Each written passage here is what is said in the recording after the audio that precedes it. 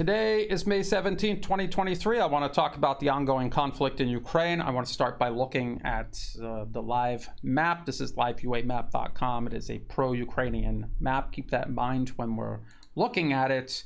And if we look at it, we can see that not much has changed since my last update. The line of contact at Kherson and Zaporozhye here in the south is relatively unchanged. This is where the offensive, the Ukrainian spring-summer offensive, is expected to be launched, at least in this area, if not in other areas. Most of the ongoing fighting now, the most intense fighting taking place now, is in the Donbas region.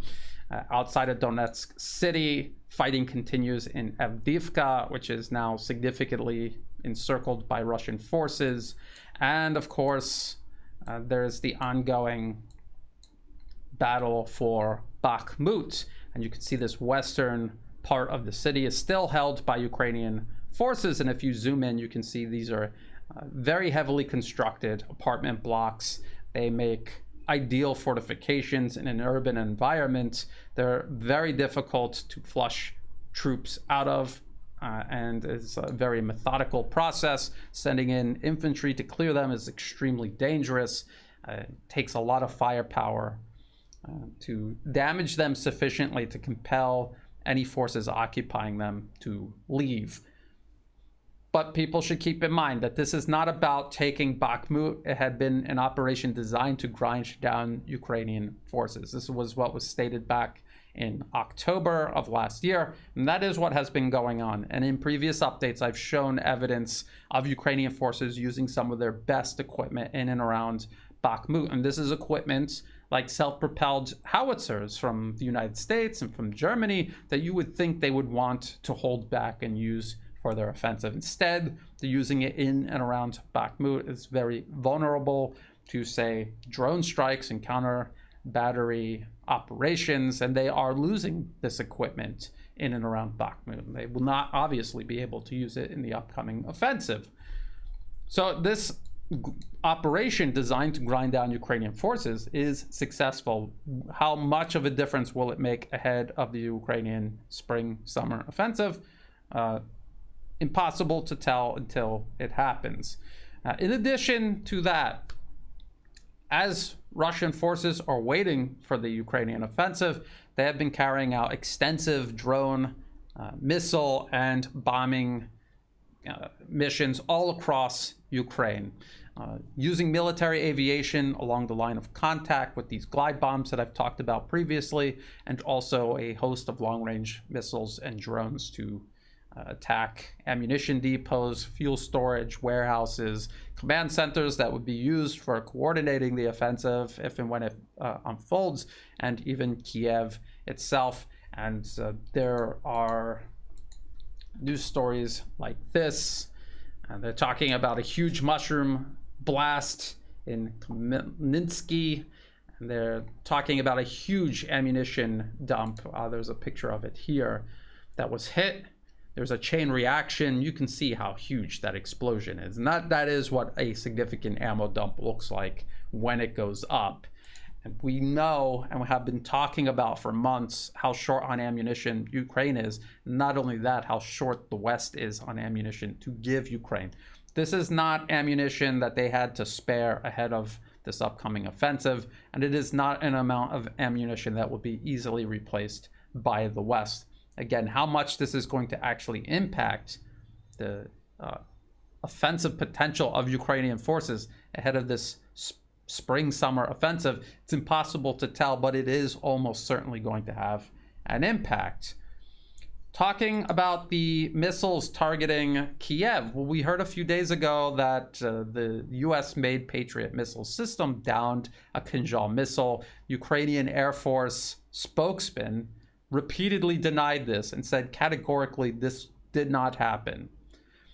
But the Western media ran with the story anyway. Other officials in the Ukrainian government were running with this story, and eventually the Ukrainian Air Force spokesman went along with it too, not because new evidence emerged, but just because of the momentum of this, what was an obvious lie. Now, much more recently, just yesterday for me, there was another attack on Kiev with Kinzhal hypersonic missiles.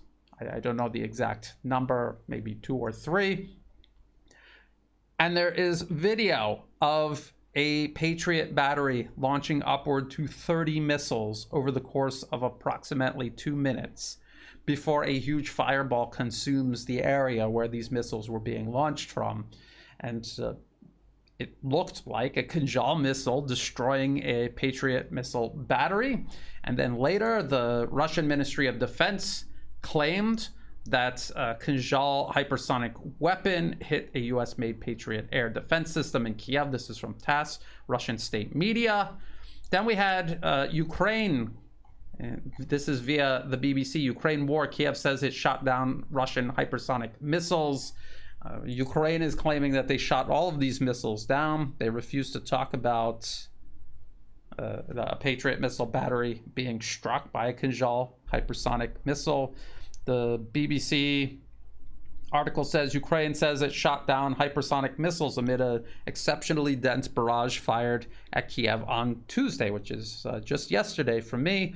Kiev said air defenses intercepted 6 Kinzhal hypersonic missiles, which Russia has claimed can overcome all existing air defense systems. They were among 18 missiles of different types fired at the city in a short space of time, officials said. Russia denies its Kinzhals were stopped and said one destroyed a US-supplied Patriot air defense system. Ukraine declined to comment. The BBC cannot independently verify the claims made by either side. They cannot, or they do not want to, because so we have Russia claiming one thing, we have Ukraine claiming the other thing. The BBC is pretending they have no way of telling which is which. Well, we have this CNN article, US assessing potential damage of Patriot missile defense system following Russian attack near Kiev.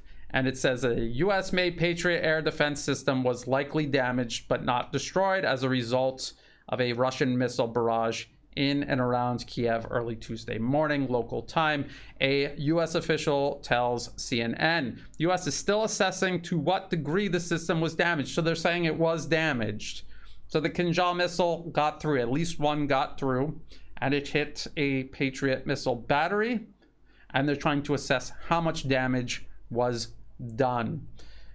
That will determine whether the system needs to be pulled back entirely or simply repaired on the spot by Ukrainians' forces. Well, Ukrainians aren't going to be able to repair any sort of damage to a Patriot missile system.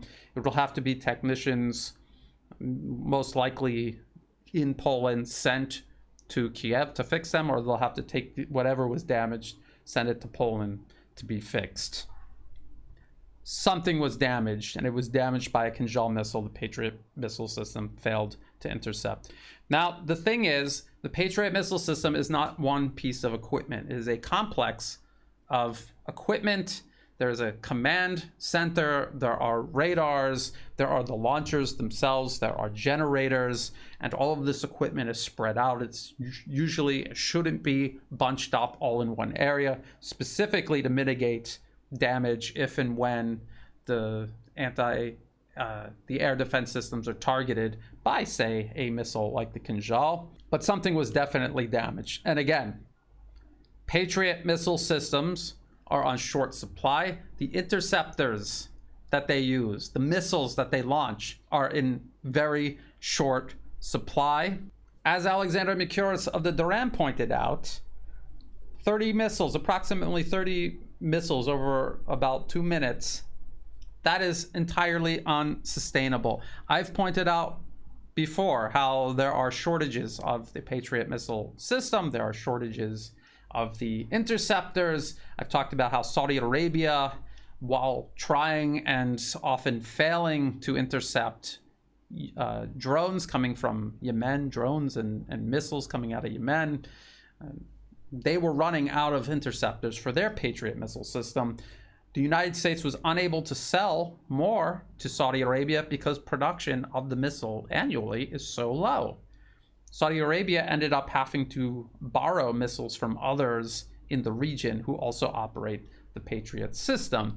I want to show you this from Lockheed Martin's official website. This is a news release from October 2022. New Lockheed Martin facility to support increased PAC-3 production. So they're talking about these missiles. And it says Lockheed Martin has steadily increased production numbers of PAC-3 MSE since achieving a full rate production decision in 2018. Currently producing more than 300 PAC-3 MSEs each year and expecting to increase to 500 PAC-3 MSEs. And well, expecting to reach 500 when, but whether it's 300 or 500 or something in between, if you are launching 30 missiles in over the span of about 2 minutes, trying to intercept 2 or 3 Kinzhal missiles, one obviously got through, that is not sustainable. That is not sustainable if your annual production rate is 300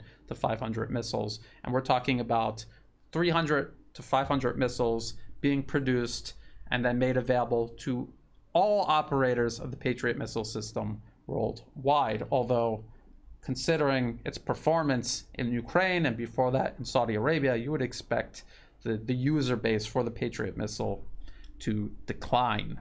And all while we watch the Patriot missile system fail in front of the eyes of the world, the West is still talking about the next wonder weapon they're going to send to Ukraine to change the tide. We heard about the Storm Shadow missile the UK had sent to Ukraine. It is now in use. Russia is already reporting that it is intercepting them, and people will say, well, Russia is just saying that. How true could it possibly be? Well, we just saw this incident in Kiev. Russia said they hit the Patriot missile system. Ukraine denied it. And then US officials actually admitted, no, yes, the Kinzhal missile did hit. There was damage. And they're trying to assess how much damage. So when Russia makes these claims, they're generally telling the truth. When they say they are now intercepting several Storm Shadow missiles, I think that it's very plausible. Again, even Western analysts admit Russia has the best air defense systems in the world. It is not difficult to believe that they will have a lot of success downing these Storm Shadow cruise missiles. Of course, some will always make it through, but they are going to have a lot of success and continued success downing these missiles. The next wonder weapon, though, that we're hearing more and more about, and we're actually seeing preparation being made for this, is F-16s.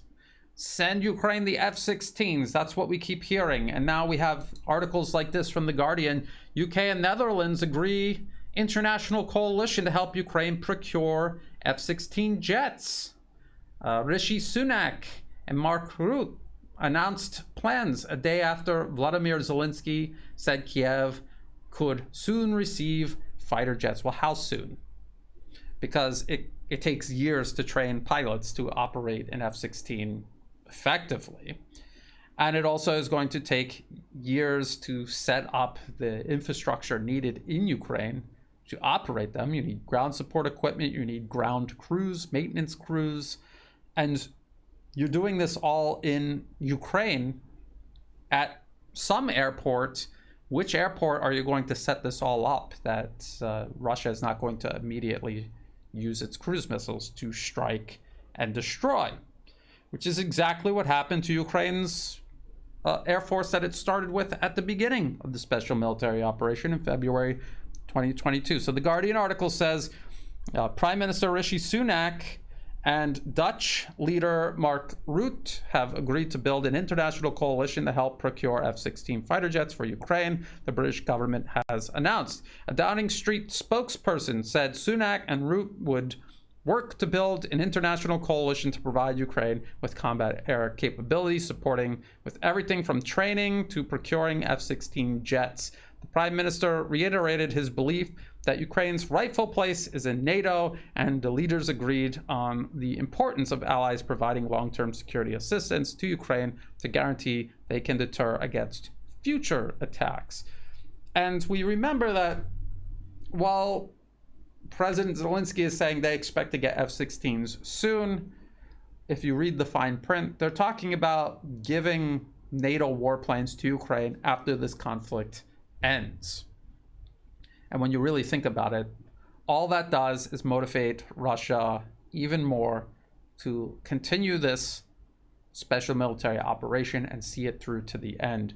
Because if they fail, if they waver, if they give in, NATO is just going to rebuild Ukraine's military to as strong as it was before the special military operation, if not stronger, if Russia gives them the opportunity to do so. So almost certainly they're not going to do that. There is nothing about the F-16 that gives it some sort of special capability that Ukraine's own warplanes didn't have.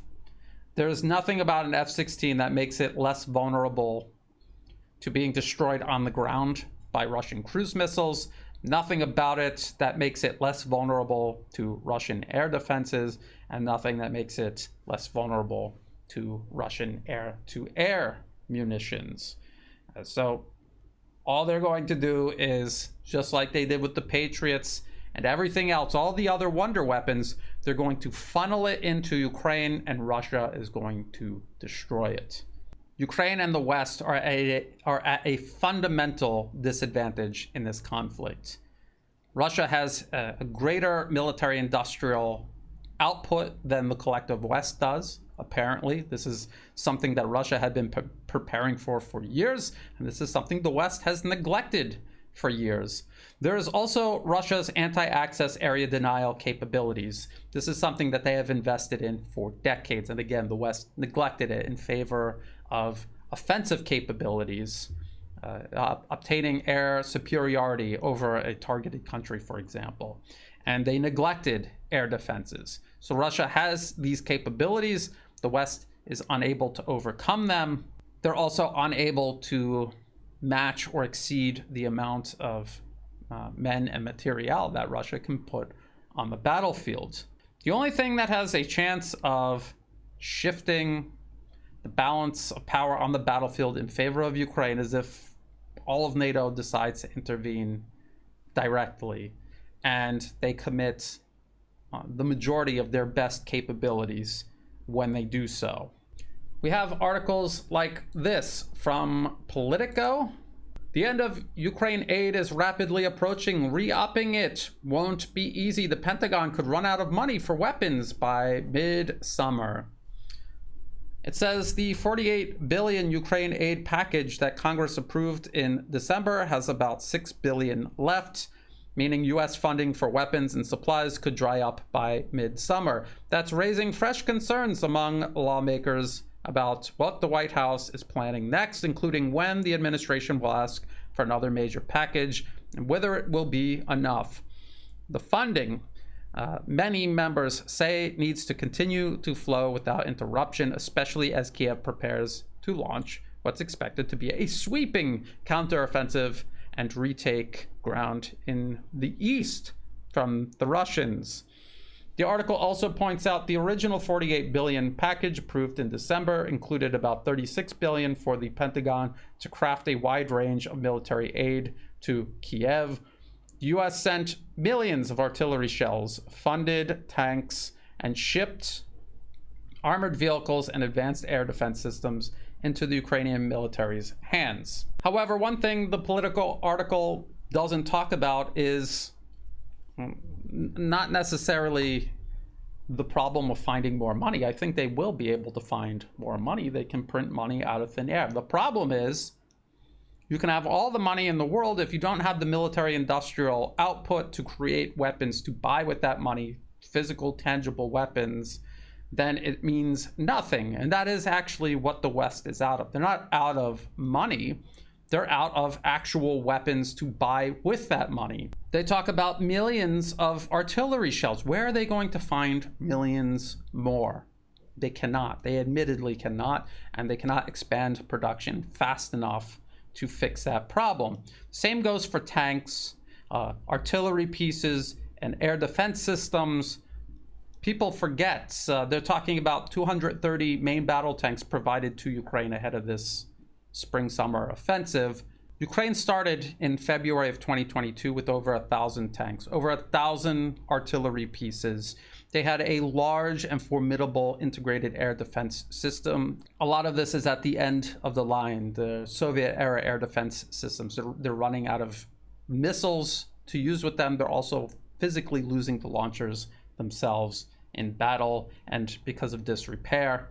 And the West is trying to replace this capability, but the West does not have the quality or the quantity in terms of air defense to do that. They just physically cannot replace the number of air defense systems Ukraine started out with, and they cannot match the quality. And there is no way to fix this problem in the near or even intermediate future. So what is the West doing? They're just dragging this out for as long as possible. This is what they did in Vietnam. This is what they did in Afghanistan for 20 years. This is what they're doing in Iraq and also in Syria.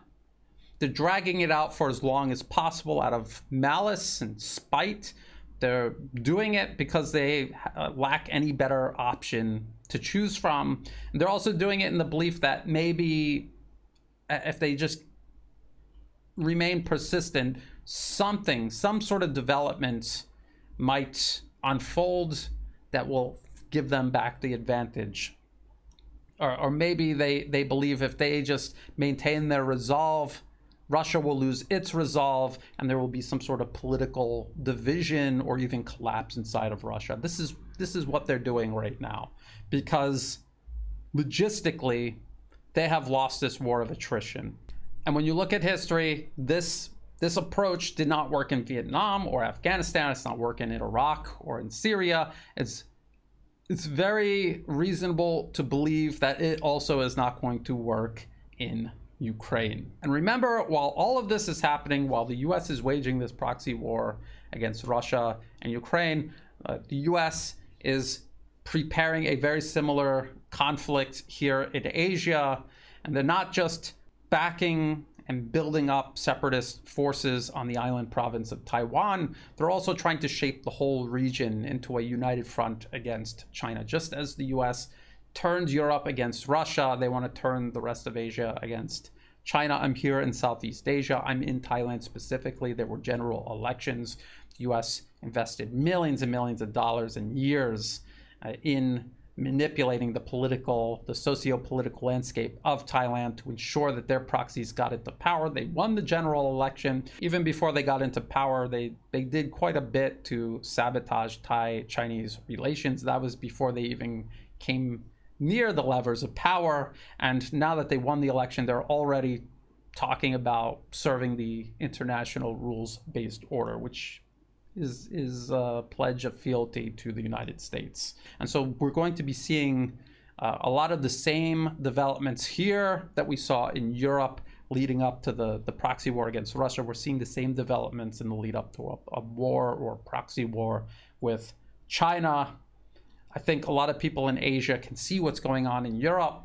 And even if the US gets the upper hand in certain ways, I think there's going to be a lot more pushback here in Asia than there was in Europe, or we could at least hope. We have to keep an eye on all of this, all of these developments. It's all linked together. It is not just the conflict in Ukraine.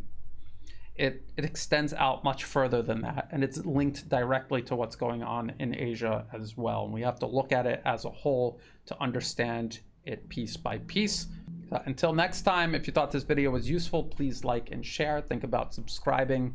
It's free to do. It helps the channel grow. Check the video description below for other places you can find and follow my work.